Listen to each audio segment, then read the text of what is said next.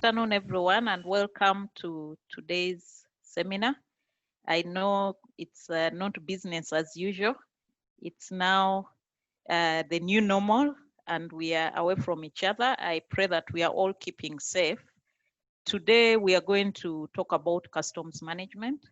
And firstly, I would like to thank ICPAU for looking for very relevant topics for us members to discuss.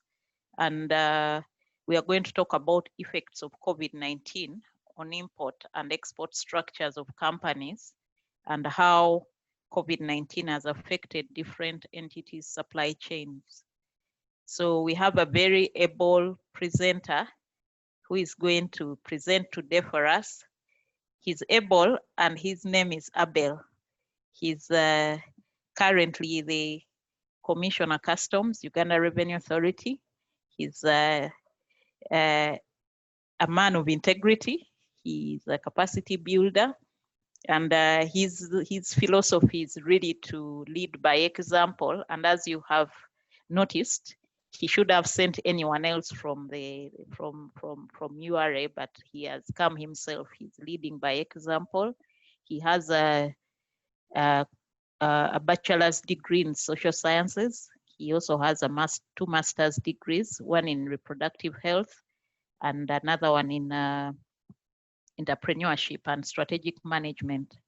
In terms of his professional experience and achievements he's had, he has worked and trained with the World Customs Organization on leadership and management development. He's a fellow of the Commonwealth Tax Administration Senior Leadership, and he's a WCO accredited valuation expert. For some of us who have heard and know about customs, we know those are huge, huge accreditations and achievements. So we cannot doubt in any form that Abel is going to be the best presenter to talk about this difficult topic in this difficult time.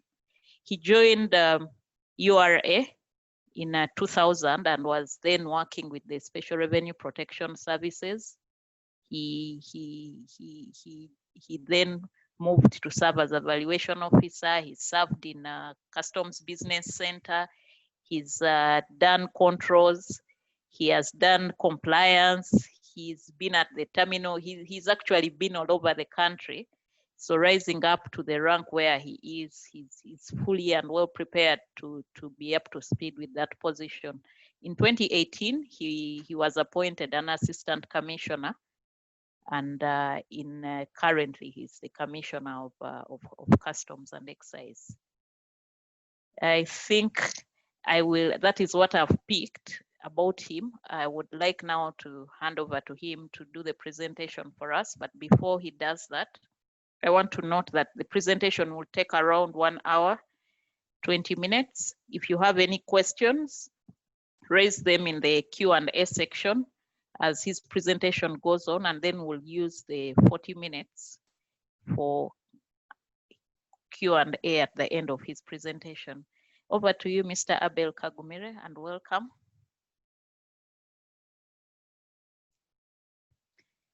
I did not say my name. I'm Hadija Nanyomo from Ernst & Young. I'm a partner in tax, and I do a lot of customs and international trade.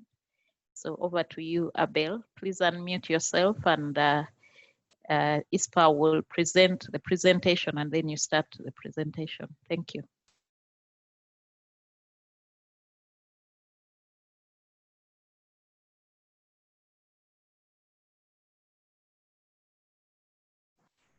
Abel, you seem to be freezing. Please unmute yourself.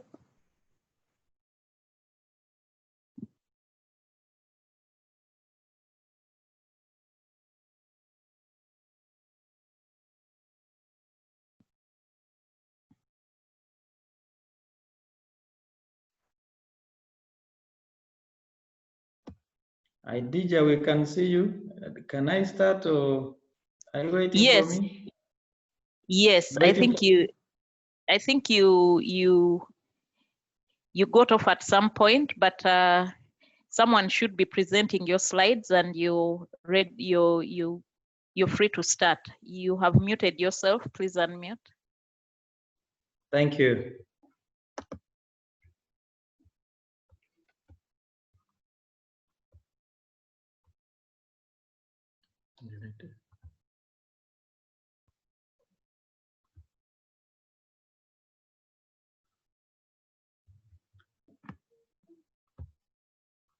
Okay. Good afternoon, everyone, and thank you, Chair, for the nice introductions. I'm very grateful for allowing me to be here to present. I hope everyone can hear me. I bring you greetings from Uganda Revenue Authority, where I serve as a Commissioner Customs as we develop Uganda together. And I want to appreciate you for choosing me to be your presenter today. I hope I'll meet your expectations. I was asked to present on the impact of COVID-19 pandemic in the trade and supply chain systems and the measures URA and specifically customs has done to enhance revenue services. You very well know that we are doing well on revenue collection, which has come as a surprise to many, but I think it is not a surprise to us who are on ground, because while for most of the people we are in lockdown, for us we kept receiving cargo. So when the lockdown was eased, we were able to collect some revenue. In terms of presentation, Chair, I'm going to look at the background and then the role of customs, since it's about customs management. I'll look at some of the customs legal instruments in brief, and then look at the COVID-19 and the international trade, the impact of COVID-19 on Uganda's trade, the interventions that business can adopt to minimize disruptions, and then look at strategies that have been implemented by Uganda Revenue Authority, and I conclude. Hopefully that will help me to resolve some of the expectations in this workshop. Now, the role of customs worldwide, we are about 184 countries who form the World Customs Organization. They keep changing, but mainly there are 4, depending on each country. We do trade facilitation. Trade facilitation, we try to do everything possible to make sure the imported goods or exported goods or goods which are in transit to other countries are cleared very fast to reach their final destinations. So we put processes in place that would help to ease trade to flow. The other one, of course, we collect revenue, international trade taxes, and mainly these we call them import duties. Of course, customs at the border can collect VAT, value-added tax. We can also collect withholding tax. But our major focus as customs is international trade taxes, which are mainly through excise duty and import duties. We also go ahead to protect the society and industry from harmful substances that may want to come in, expired goods, counterfeit goods, restricted goods, prohibited goods according to the law. And we are always at the borders to make sure we don't allow them to come into the country. Sometimes we do this also to protect the industries in case they are manufactured goods which come to disrupt our industries and factories here in Uganda. And we also collect trade statistics which are needed by government for planning and decision making and policy.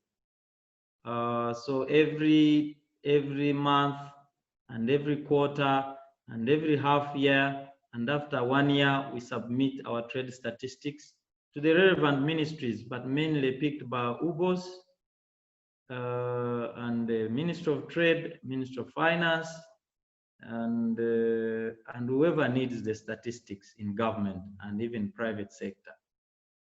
Customs legal instruments that govern us as a country, we have the East African Community Customs Management Act of 2004, We have the regulations for the same, which keep being amended, the latest being 2010. We have gazettes, especially every year there is always an East African Community Gazette, especially on tax policy and things that have changed within the year. We have what we call an East African Community Common External Tariff, started 2007, 2012, 2017. Now, a common external tariff is where a list of all goods that are imported in the whole world are captured and coded and given a tariff heading and the rates that they should be able to apply. So currently in East Africa, we use one common external tariff. So what is traded in Kenya, Tanzania, Rwanda, Burundi, South Sudan, and Uganda is always the same. We also use the EAC One-Stop Border Post Act of 2016, which guides us. We also have the EAC Duty Remission Regulations. This is where you are manufacturing goods and we allow you to bring them in duty-free because you'll be going to export after manufacturing. We have the Free Zones Act, which is also in place, and international conventions, like the revised Kyoto Convention.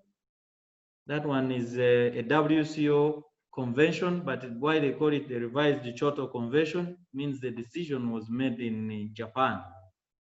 Then we have the national laws, Excise Duty Act of 2014, and the domestic taxes laws like the income tax and the VAT Act.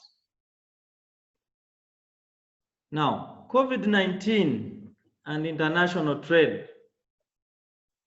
Really, COVID-19 has exposed the vulnerabilities of complex global supply chains built on lean stock, inventory management, and manufacturing principles. We have seen businesses close. We have seen those who are not ready for this lose a lot of capital. And due to the pandemic, the forecast by the World Trade Organization estimate a 9.2% decline in the volume of world merchandise trade for 2020, followed by a 7.2 rise in 20.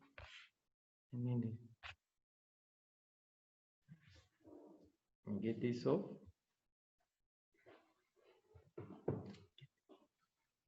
Hold on a bit, sorry. So due to the pandemic, you can realize that there's a decline in the volume of world merchandise, especially international trade for 2020, and a sharp rise a bit, followed by a 7.2 rise in 2021, hopefully. And when you look at the graph, I'll show it later. The impact of China's lockdown and its dominance in key areas of manufacturing have further highlighted the problems of modern supply chains, as well as the interconnected global value chains. You know, Uganda is a major trading partner with China. So when factories closed, especially in China, manufacturing across the world almost came to a halt due to the lack of raw materials and parts or inputs for production and absence of other flexible supplier bases. So Uganda is a net importing country with China. If you look at most of the factories, look at the shops, look at what we do. So China ranks as the top country of origin for most of our imports.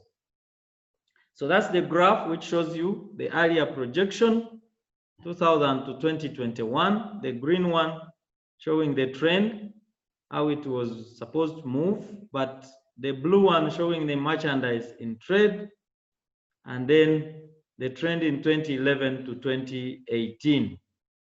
That explains what I had said earlier up. Now, the impact of COVID-19 on Uganda's international trade. Uganda imports declined by 30% in April compared to March. April was our worst month. And that's the time I was appointed commissioner to act. It was a difficult period for me to lead a team of about 1,000 staff with stigma, COVID. Everyone thought everyone was going to die. When we would see images in Europe, and yet the president said cargo must flow. So that means we had to remain on the front line when others were actually hiding or in lockdown. So work continued.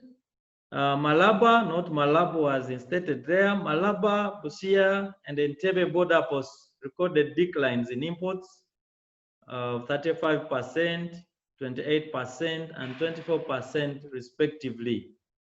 And those are our busiest borders. Of course, Entebbe dealing with international airlines, air cargo, and Busia and Malaba being our busiest borders on a daily basis. So if you look at the May 2020 imports also declined by close to 20%. But there was a strong performance of imports after the ease of the lockdown in the month of June. If you look at the graph, and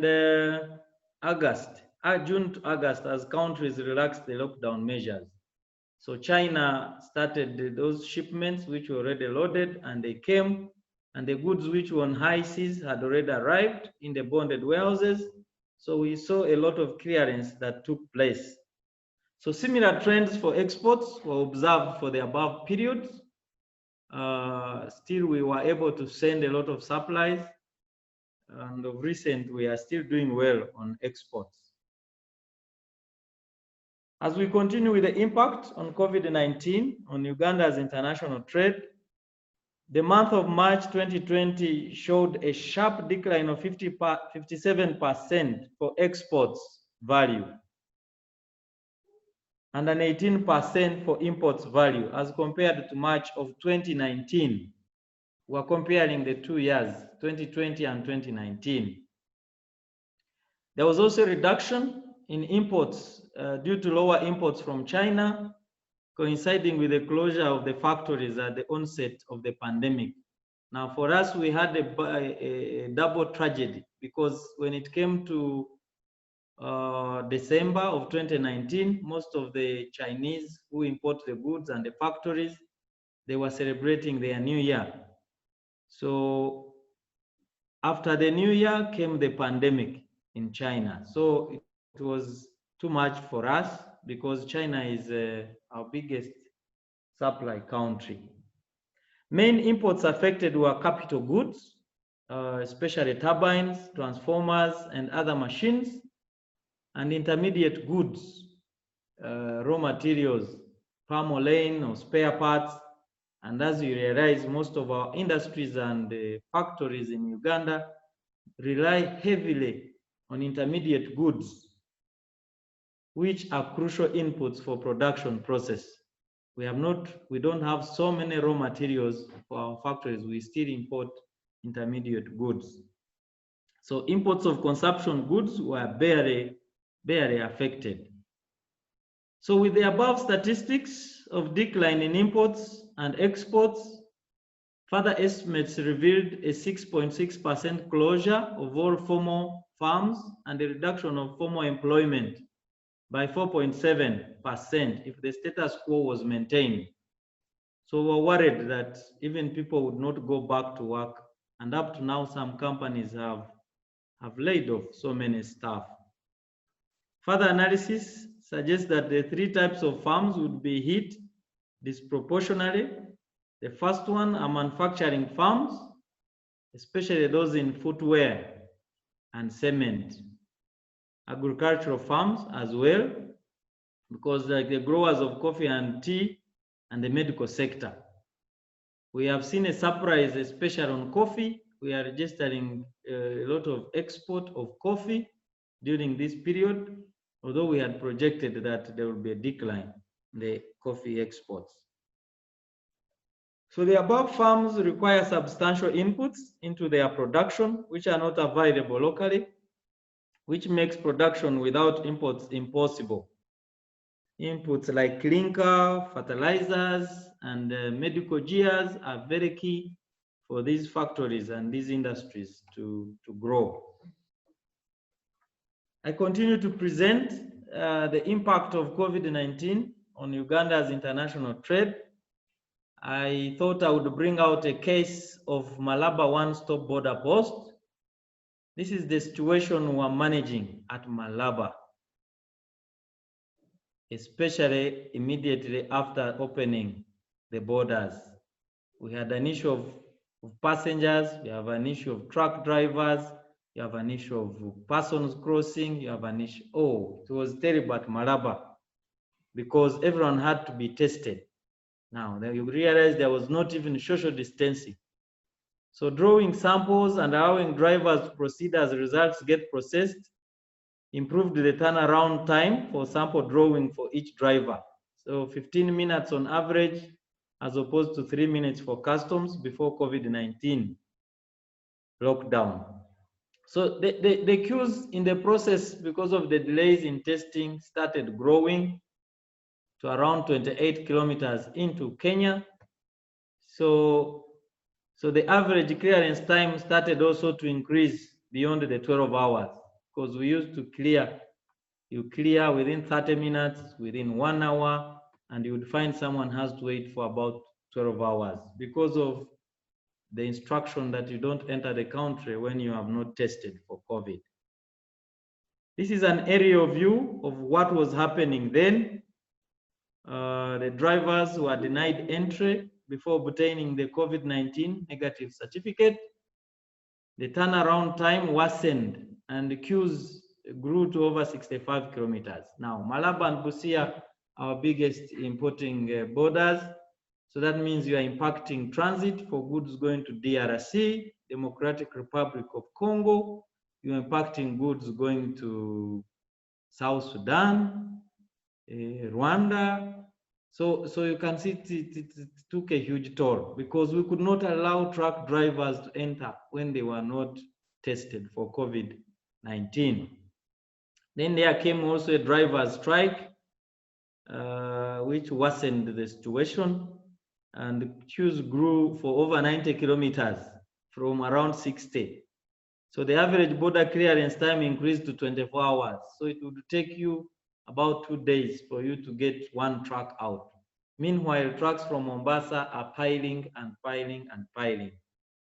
So customs was in a very difficult situation, but I want to appreciate that government came in handy to appreciate our dilemma, and there were measures at bilateral level to make sure that we come out of this mess.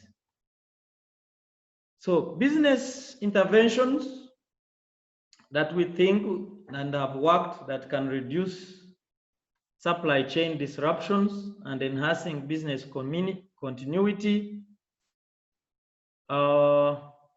Update of inventory policies and planning parameters, especially for raw materials. Especially the new factories which had started making contracts with the suppliers. So it is very, very important for them to keep afloat. Then review of global supply chain strategy, because a lot of demand from different countries, so and yet there is less production. So there was need to have quotas, and so that some countries don't get disadvantaged in the process. Identification of the company's key direct suppliers and understand their ability to meet supply requirements and the potential risks along the supply chain, because now they would not be face-to-face interactions, to be online interface. Acceleration of the adoption of the digital supply network models and capabilities would be another intervention we'd look at. Evaluation of alternative inbound logistics options, and then we secure capacity. For the business people and the traders, we've been advising them to apply for the business loan facilities for them to stay afloat and renegotiate their loans with the banks where possible, especially terms of contracts and debt, especially also with their suppliers. So we focus on production scheduling as well. It's very key and very important to prioritize what products we must produce. In Uganda, I realized when some factories turned into manufacturing sanitizers. This is in the event of raw and direct material inventory shortages. So some manufacturers have to change the business model. Sometimes you would have challenges where component parts could not come. So, and component or multiple unfinished goods. At Uganda Revenue Authority, we came up with tax administration measures to support taxpayers amidst the pandemic. Yes, we wanted the revenue because even now the people who used to support us, IMF, World Bank, we realized we are going to have a challenge as a country. We need to look inward. Borrowing would be something of the past, or if we were to borrow, we may not borrow to the amounts that we would want. So taxation now becomes key for the country. And so we had to advise our taxpayers amidst the pandemic how they can remain working so that we are able to get taxes from them. So the operationalization of the single transactional portal under the single window, one-stop center for ministries, departments, and agencies. We made sure we have 14 ministries, departments, and agencies to work online, especially those involved in trade.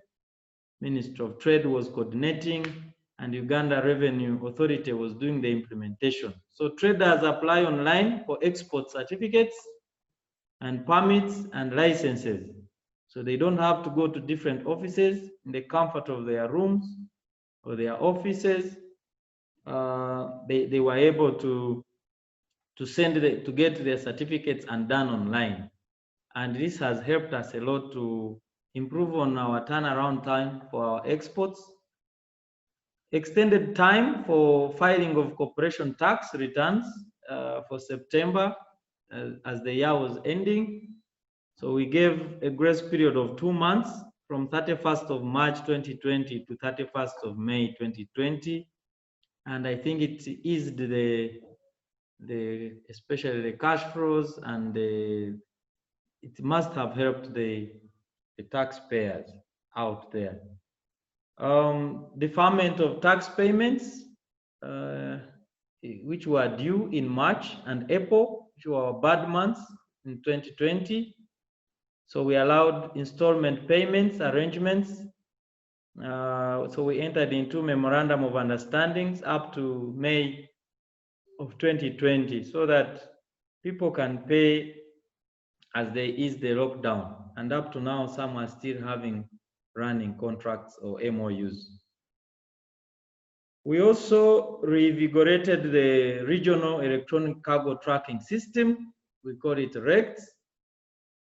URA is also a shareholder in the implementation of the regional electronic cargo and driver tracking system. Now, this one is the new kid on the block. It is designed as a mobile phone application, which we call it, which we give to drivers. So as they are leaving the port of Mombasa, they take their COVID-19 results, which are valid for about 7 days, 14 days, and we allow them to move. So when they reach Malaba or Busia at the borders, they present their certificates to Ugandan officials, which are already transmitted online to Uganda, and they are allowed to proceed instead of first lining up to be tested and waiting for results in 2 days. We've seen this do a lot in easing that congestion I showed you in the picture. And as I speak now, traffic at Malaba is free flowing and Busia. So this driver tracking system has really helped us a lot. And it is mutually recognized by all EAC partner states, even Tanzania, which actually has not been testing for COVID. We also extended warehousing. Warehousing is a regime where you bring in the goods. If you don't have money to pay, we allow you to put them in a warehouse and you keep them. So we usually allow up to 90 days, but those which were about to expire in the 90 days, we allowed them to continue, and we sent out a public notice. We stopped all auctions since March 2020. So we've not been auctioning, but we are kind of thinking we should auction because some Ugandans have refused to remove their goods from the warehouse. So I'm like thinking in 1 month's time, I'm going to start auctioning some of those goods so that we get cargo get out and we get other cargo get in.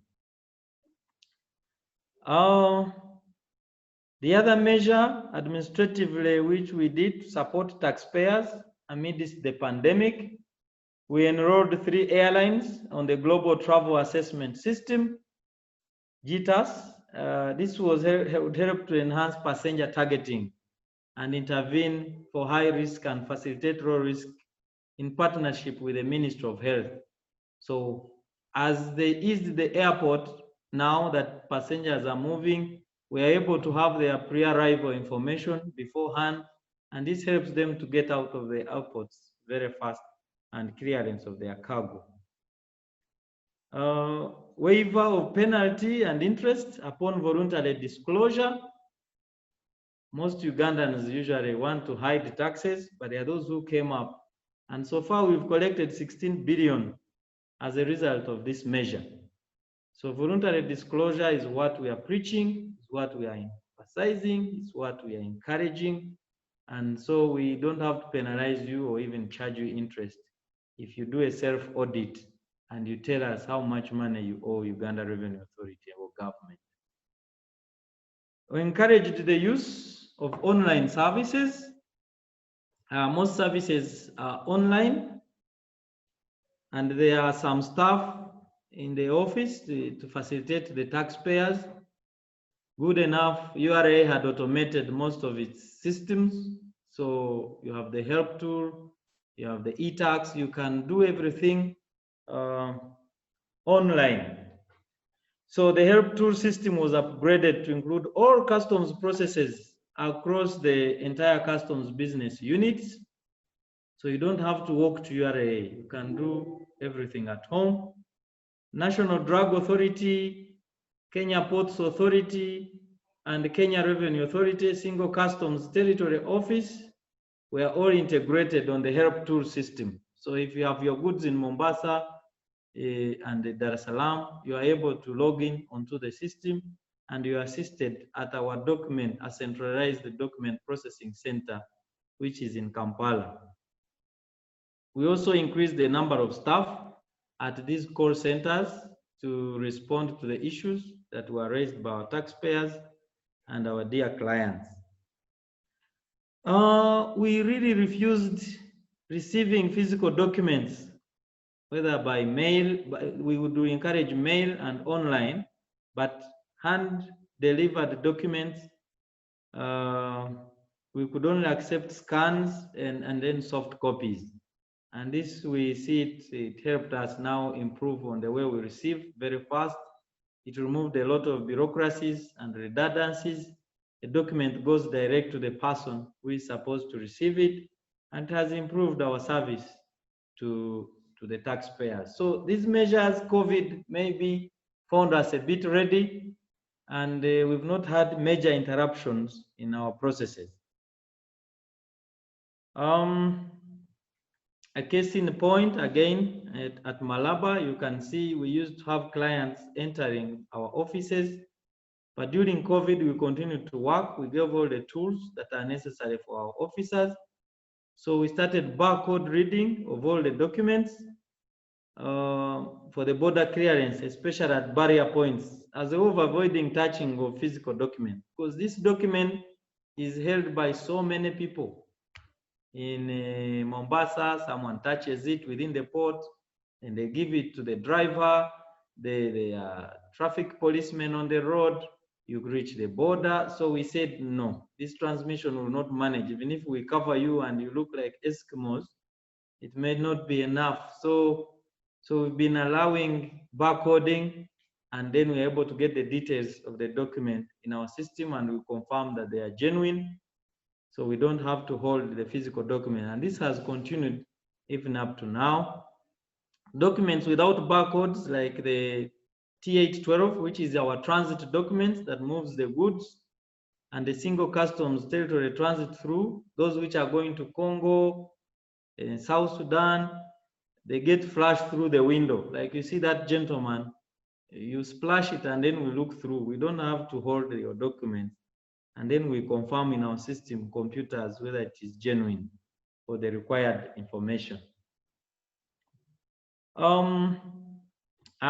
We all staff in their respective desks had to adhere to service in a protective manner, and we had to really procure all the protective gear that is needed, and we made sure they follow the SOPs, the standard operating procedures of sanitizing, washing hands, protecting and social distancing when they are doing their work, whether they are fixing a seal, whether they are doing verification, like that gentleman verifying tires, and the one who is doing photo validation when the truck is entering another country, either in Congo.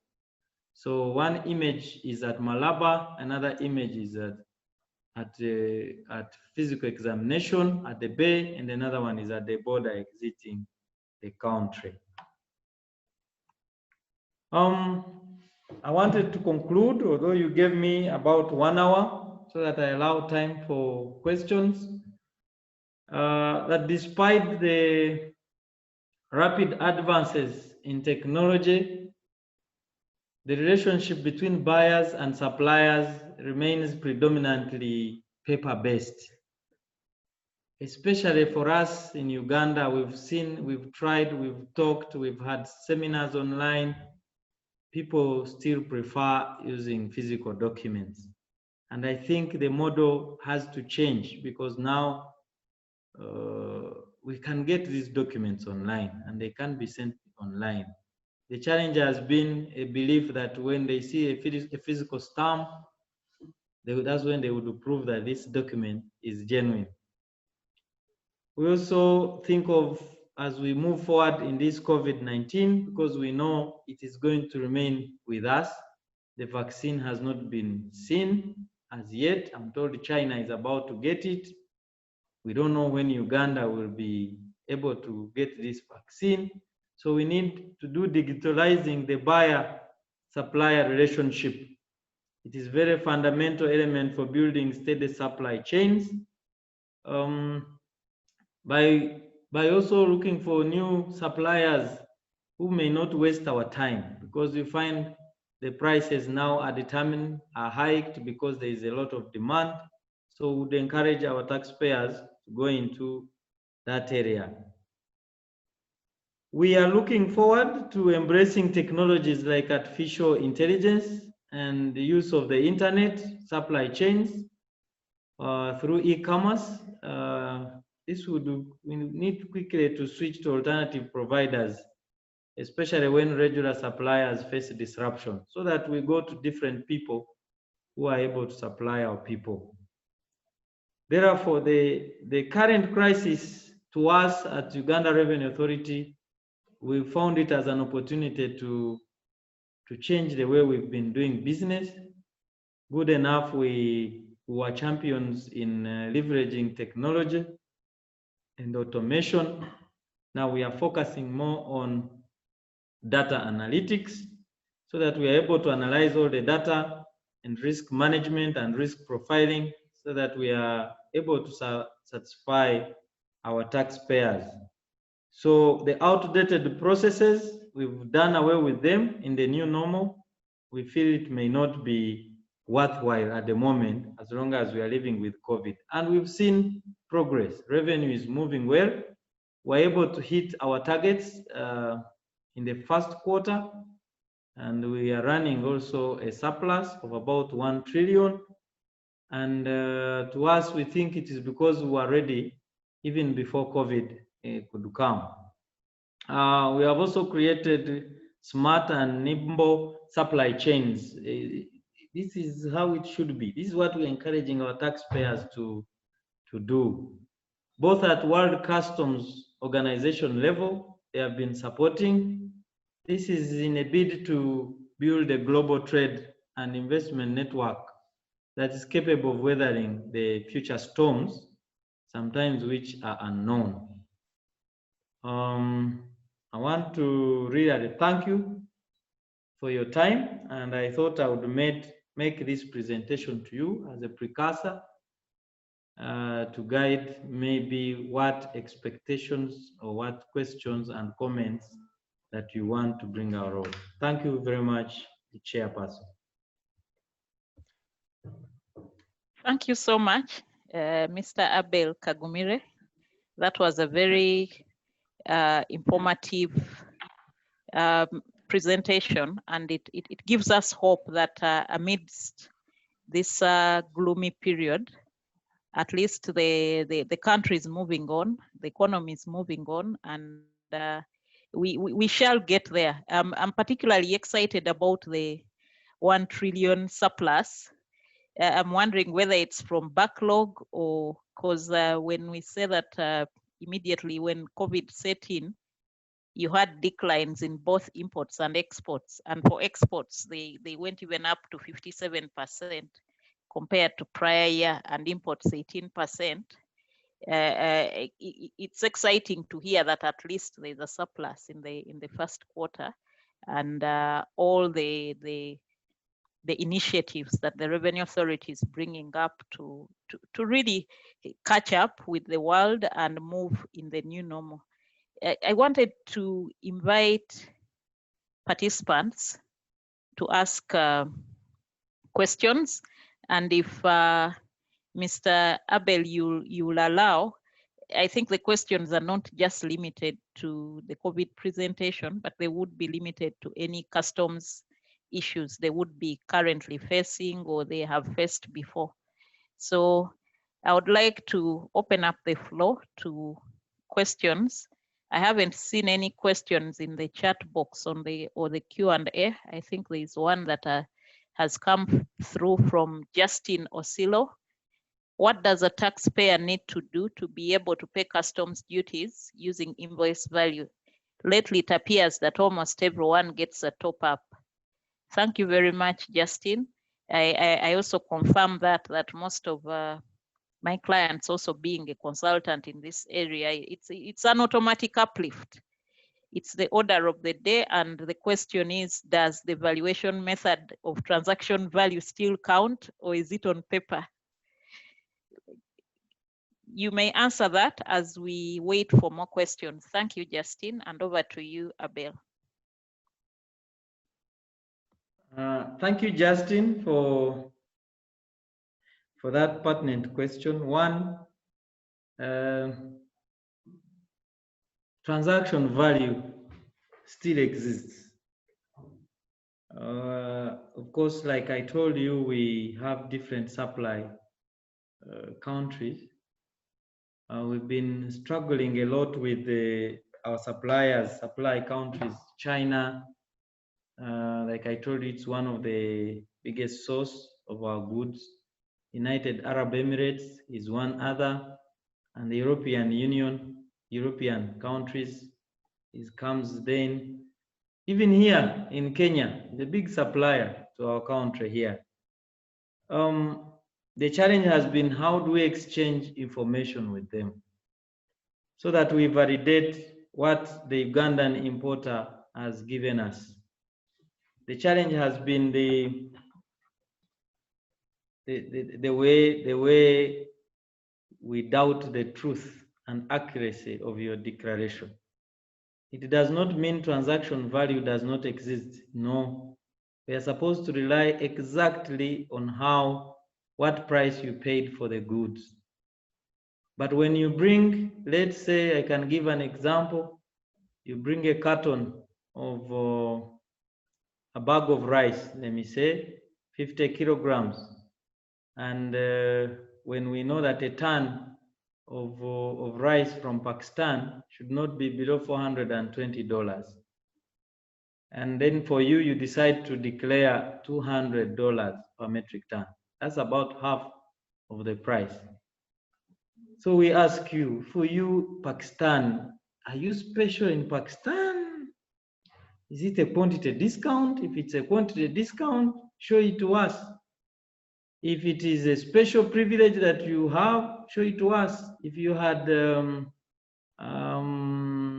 upfront payment that you wanted to do, show it to us. So when you fail to provide all this documentation that explain your $200 per metric ton, then we go back to our database, because there are people who came from Pakistan and paid that $400 or $420 per metric ton of rice. So we say we cannot allow you to go with 200 from Pakistan, because everyone coming from Pakistan who has ever passed here genuinely has been paying at 420. So what am I alluding to? The compliance level of our taxpayers is what makes us sometimes doubt the use of the transaction value, because we have databases and information which shows us that actually you are lying. And that's why the top-ups come up. So we have to now top up so that you reach the other person who left the other day and paid that $420. And you all go to the market, you meet the same buyers, you sell at the same price. Because if you go at $200, I don't expect you to sell at the same price as the one who paid at $420 per metric ton. So usually that is the cause. But I'm very sure if, since we are going online, these documents which are always done on Nkuruma, we'll try to do a lot of verification and try to avoid them. So it's all around how we manage the compliance of our taxpayers who really don't want to pay the full amount. One day you get them, one day they might pass. For us, actually, we call it document fraud. We call it smuggling within the gazetted borders. And that's what we are fighting. We no longer have people who do smuggling outrightly, but they decide to smuggle because they went to school using the documents. So when you say all your clients share and that they are paying top-ups, yes, that's what causes the top-ups. And the reason they pay top-up is because they have failed to justify that their job documents are genuine. And even if they are genuine, okay, they fail to justify whether they did not collude with the suppliers to pay less taxes in Uganda, because we have a database which is really clear and we can always show them, and for them to appreciate actually the actual value for the goods that have been imported. I submit, Chair. Thank you, Abel, for that response. I don't want to comment further on it. I will go to the next question from Destio Mugabe. He says, you talked about 3 airlines enrolled in JITAS. Can you clarify how this works? What airlines are involved and what are the results so far?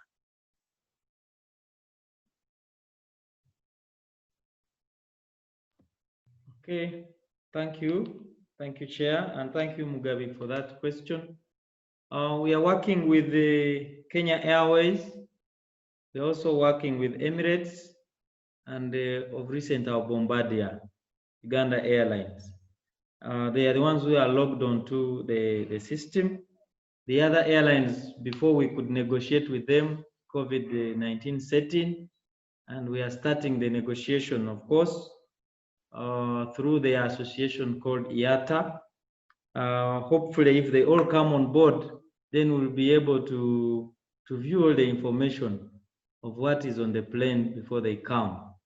And because most people, our traders, have been going to Dubai, Emirates has really worked well for us. Of course, Bombardier is still within the region, but at least it helps us on cross-border trade, on goods which are sourced within East Africa. And of course, Kenya Airways, which goes far in Africa and most of the African countries. So we're able to receive this information before the plane leaves. So before they land at Entebbe, we already know who are the passengers coming and what weight they are carrying.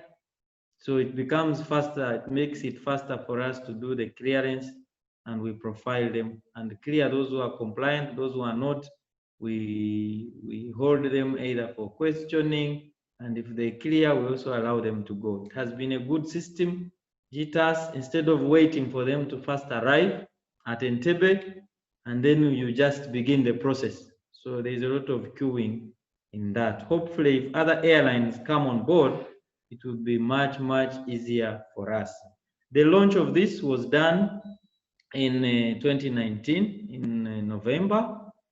We started with those 3 airlines, and hopefully now that the airport has been open, we are going to enroll more.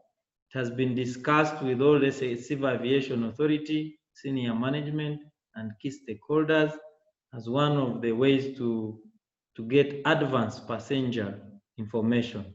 So for us, we stretch it beyond the passenger and go up to the goods. I hope I've tried to answer the question. I submit, Chair.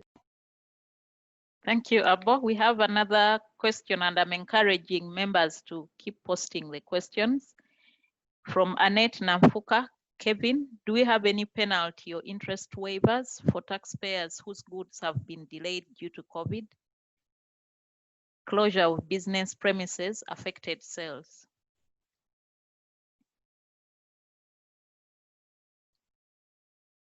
Thank you, Chair. That's the question they ask us all the time. It's a catch-22. You want taxes, then you also want penalties to be waived and interest. So sometimes we ask ourselves, so where are we going to get these taxes? Because we get taxes from the imported goods. But the measures we put in place during COVID, we are now easing them as well, like I said. Where we are really allowing you not to pay penalty and interest is when you voluntarily disclose to us that you have hidden taxes. That is under domestic taxes. In customs, if we really come and confirm that your business had closed and you're not working, we really make sure we give you those options. You can apply for extension of warehousing period so that your goods can be kept in the store for another 90 days, maybe, or less than 90 days.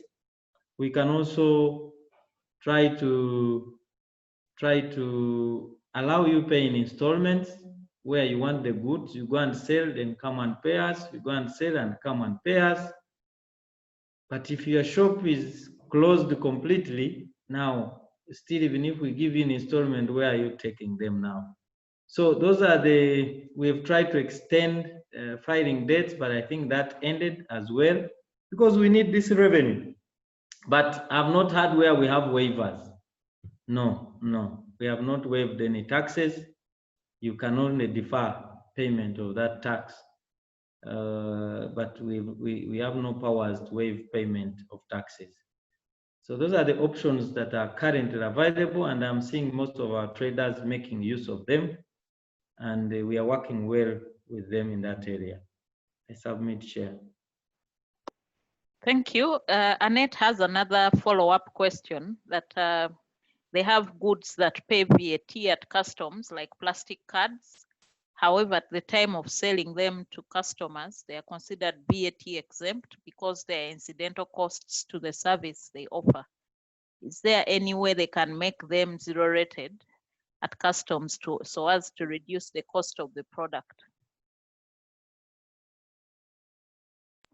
Okay, that one, Chair, is a specific question. Annette, you need to say, I can handle it on a case by case. So you make your application to the Commissioner Customs, and then we look into your matter, because there could be a legal framework that can help in this for zero rated goods. If it falls within the legal, then we can do that. So I request that we treat it as a case, not to cut across, so that you write specifically to my office, and then I look into it depending on your arguments or your concerns. Is that okay? Okay. There's Edward who is requesting the presenter and ICPAU to share the notes, and he has given his email addresses. That is for Ambrose to pick up. I don't see any more questions. So as they come in, I don't know if I can also ask a question, just a clarification. I just wanted to understand how the PCA unit is managing, seeing that you're looking at limiting interactions with people, using documents. There's need to visit clients. There's need to, touch documents. How is PCA managing that, and how have they managed to work within the COVID situation and within the COVID era we are in?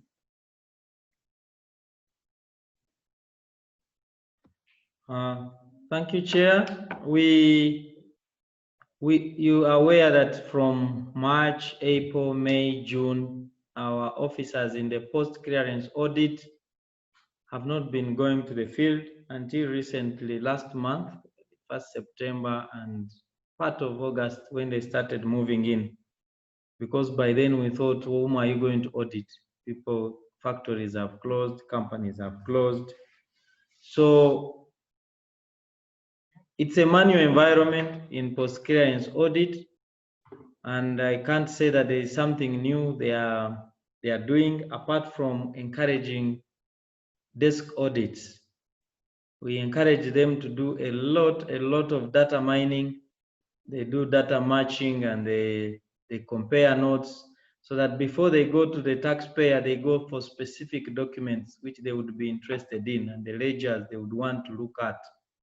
So the audit function, we have not erased the face-to-face because the audit procedures require that you follow all those processes.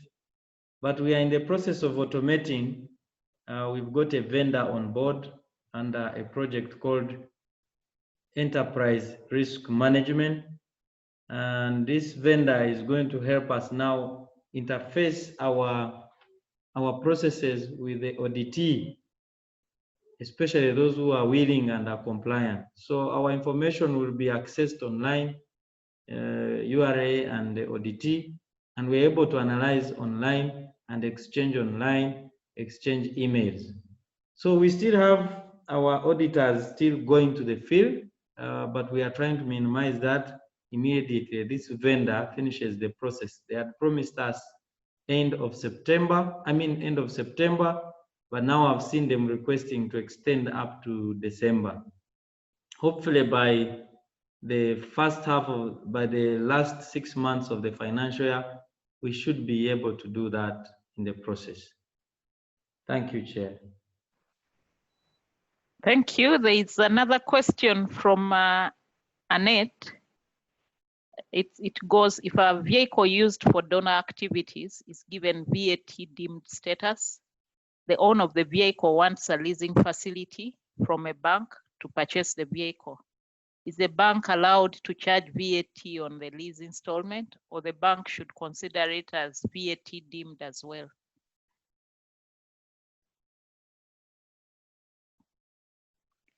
Did you get that, Abel? No, of course, also not being a DT expert, I'm struggling to appreciate the question. Okay, it's more around the fact that there's a combination of exemption there and a combination of VAT. And there's a combination of, there's a combination of exemption, but there's also from a donor agencies who have VAT deemed status, and the buyers are not VAT registered. So the question is, how does the bank treat that? It also seems a bit specific. It's a specific one which I need to take up and maybe answer the person who has asked with a clear case scenario, I don't want to give information which is not clear here, Chair. Thank you. I'm looking for more questions. I do not see any more questions. Do we give it 1 minute to get more questions? Then I hand back to Ambrose to guide us on the way forward.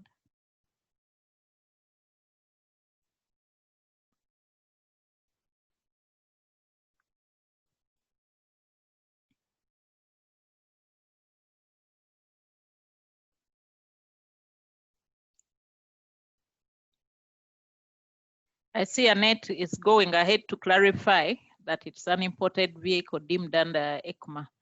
I think they're using the 5th schedule of the donor aid funded projects, but then the person importing it is first having it come in.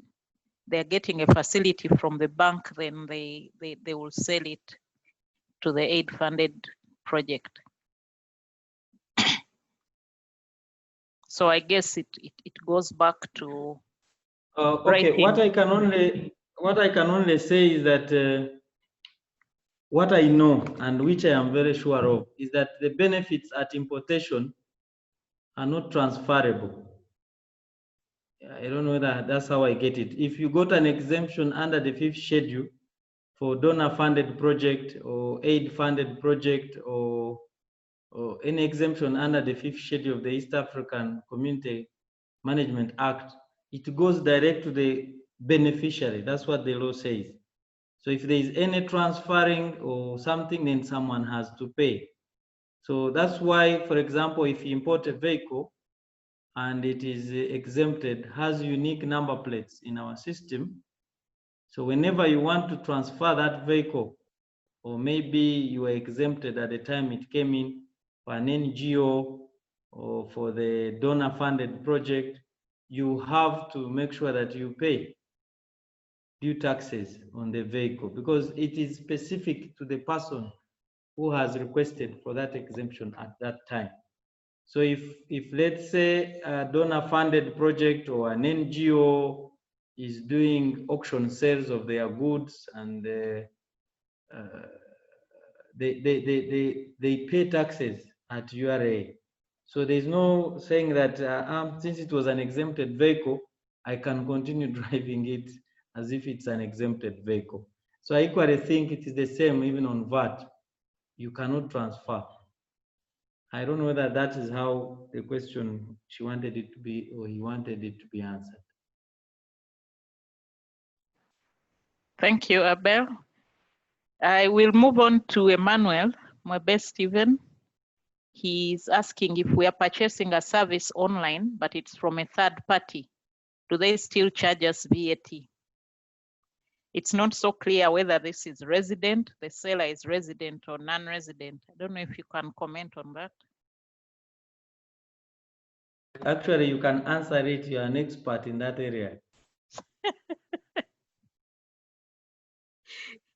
I think the key thing to look at here is this an online service from a non-resident or a resident? If it's from outside, and in what form is it coming into the country? Is it you get an online seller maybe from the US, and they are going to you're going to use a code to log on, which means you're going to log on to pay for that and keep paying license fees. I think there you'll fall into the ambit of domestic taxes, where now you'll be looking at things like VAT on imported services and withholding tax.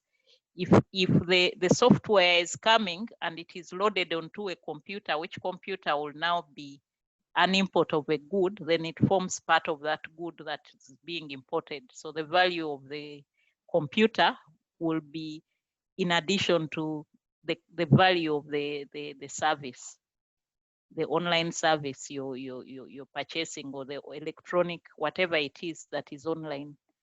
So it's good to look at the provider, whether they are resident or non-resident, and if they are resident, if they are non-resident, in what form, and that would be an import of a service.